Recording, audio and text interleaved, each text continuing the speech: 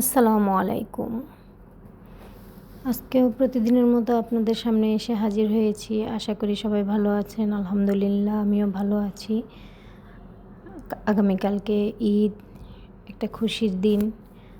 সবাই আনন্দ করবে।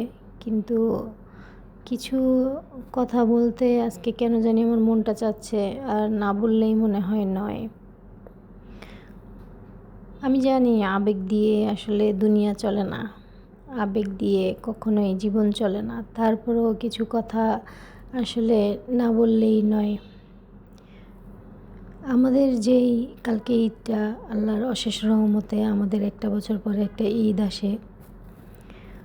আমরা আনন্দ করি, নতুন কাপড় কিনি, আত্মীয় স্বজনদের সাথে ঈদ ভাগাভাগি করে সুন্দর একটা দিন পার করি। কত আনন্দ, কত উল্লাস, কত আয়োজন আমাদের ভিতরে কাজ করে। কিন্তু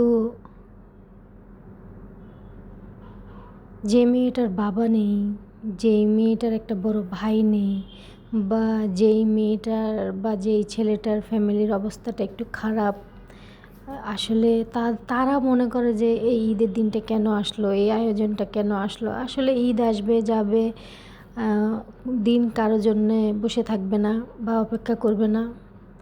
তো আমি বলতে চাই, মানুষ হয়ে আমরা কোনো মানুষকে অবহেলা না করি, আমরা মানুষ হয়ে কোনো মানুষকে অপমান অপদস্থ না করি, মনে কষ্ট দিয়ে কথা না বলি, তাহলেই মনে হয় ভালো হয়। আমাদের ছোট ছোট একটু ঠাট্টা মশকারি অন্য একটা মানুষের মনে কষ্ট আসতে পারে, সে কষ্ট পেতে পারে, এবং নামাজে বসে হয়তো বা দেখা গেল যে কান্নাও করতেছে। তো আসলে আমরা কারো মনে দুঃখ না দেই। আসুন আমরা সবাই মিলে একসাথে সুন্দরভাবে ঈদ করি। আসসালামু আলাইকুম।